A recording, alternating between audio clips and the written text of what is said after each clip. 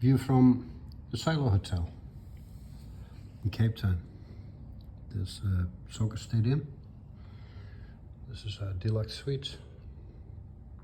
Superior deluxe suite, I believe.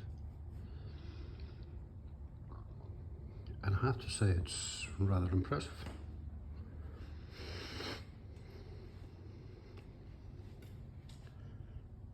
The ceiling must be 5-6 meters high.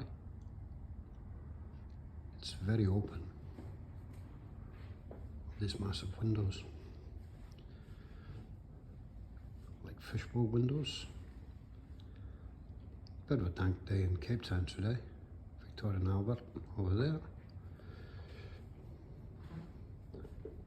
But the views are spectacular.